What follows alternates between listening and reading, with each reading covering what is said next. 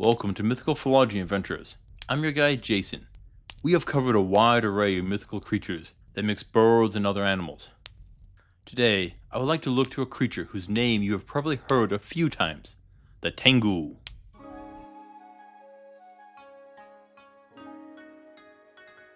When I say Tengu, you are likely thinking of some sort of winged creature with a red face and an absurdly long nose that comes from Japanese mythology. But after that, not much. Is it good? Evil? Well, it is believed to originally come from the Chinese mythical creature, Tengu. Yet this creature is said to be like a dog and looks nothing like the Tengu. So take that theory with a spoonful of salt. Potentially, it is just a similar name, and one that divided a long ways ago. But there is another possible connection. It first appeared in writings from the Heian period. In these texts, it said that it came like a shooting star from east to west and made a noise like thunder or barking. But that can be a stretch. Alternatively, it may have been derived from the Garuda, the giant bird from Hindu mythology. He is the king of birds and serves as the steed for the god Vishnu. And this seems more likely, as the Garuda and the Tengu are often shown in very similar appearances. The Tengu is described as a mixture of human, bird, and monkey.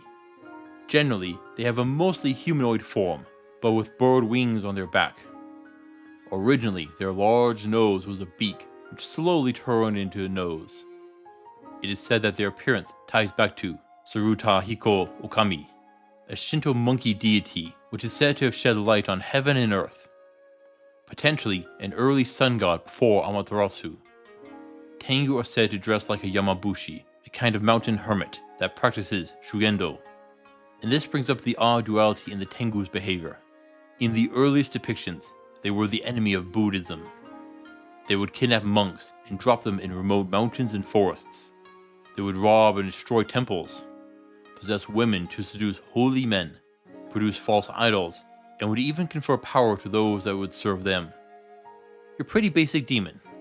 They were seen as the ghosts of heretical, prideful, and cruel priests that had fallen off the proper path into a place called Tengudo, or the Tengu realm.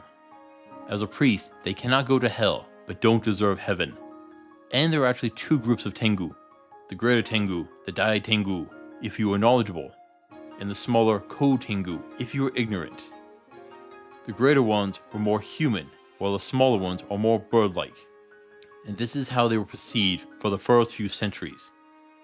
But in time, their appearance and behavior began to change during the Kamakura period, at which time there were good and bad Tengu. Now, the good Tengu were very prideful to a fault.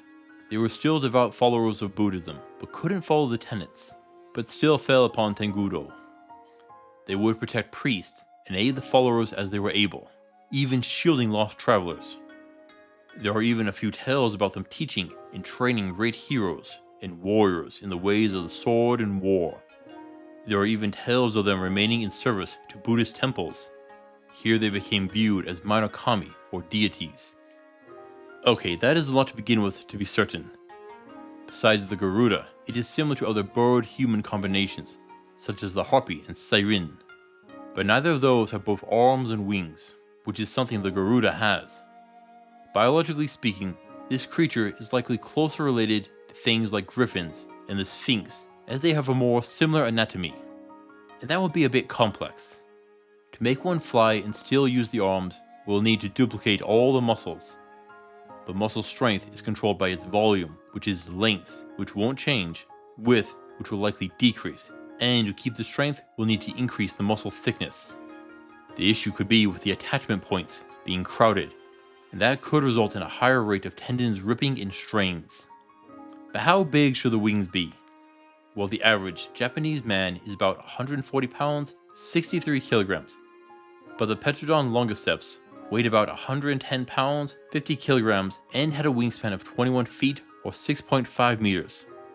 Okay, that is a little lighter, but potentially feasible if we make a few other changes. Birds have hollow bones to drop their weight, and the Tengu might benefit from this. In addition, I would recommend copying the unilateral lung system that birds have. Without it, the oxygen exchange will mix old and new air and limit the high energy demand of flight. If not, the Tengu would need to increase the size of its lungs. But the wings might be an issue. Not all wings are created the same. And the Tengu are said to have the wings of a kite. Now kites are birds of prey, and their wings are usually the high-speed variant, that as the name suggests are long but narrow and promote high-speed flight. Yet Tengu are said to hover, which is usually only done by things like hummingbirds. Though if the wings are large enough, there might be a chance that they can mimic a hummingbird's wing pattern. They don't flap their wings up and down, but do a figure-8 pattern. While not perfect, it might work. Overall, this isn't too complex compared to other winged humanoids.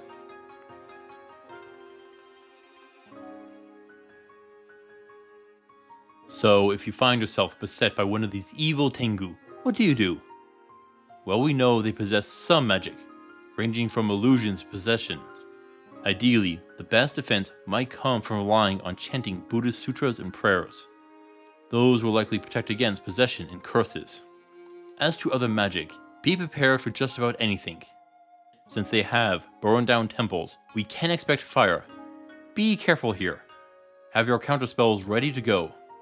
They are said to have trained great warriors, so it would be fair to assume that they should be the same. Swords, spears, and bows being the most likely. That means I would bring my own armor. A shield would be invaluable to be sure. But they can only use these weapons when they swoop down. These would likely be very fast attacks that you'll need to respond to. On the offensive, a bow will help while they are airborne. Yet how far up will they go? It would be very easy for them to go too high for an arrow to reach them, and they can still attack. All they got to do is get a few heavy things to drop, and those can do plenty of damage. A nice rock or spear will do here. Besides Buddhist sutras, there are several spells which might work. While anything to provide range is great, lightning is fast and has the best chance of taking it out. A good wind spell could make it difficult for the Tengu to fly. But if it does have the unilateral lungs, that does create a weakness. Have you ever heard of the canary in the coal mine? Well, due to the unilateral lung system, any poison in the air isn't diluted before reaching the lungs. This means a poison gas spell or dense smoke could do plenty of damage. The last issue is if we are dealing with a possessed individual. Under such a condition, you should avoid killing the hostage, though I believe that this would also be the end of the Tengu. Once more, I'm going to go with a Buddhist chance for protection, though I am curious as to the potential of other religious rites. Overall, this is actually not a simple fight. We have a creature with vastly superior mobility to a human in flight, mastery of weapons, and some forms of magic to be careful of. That can make for a difficult fight, and why I'm going to give the Tengu a 5 of 10 for difficulty. Be ready for it.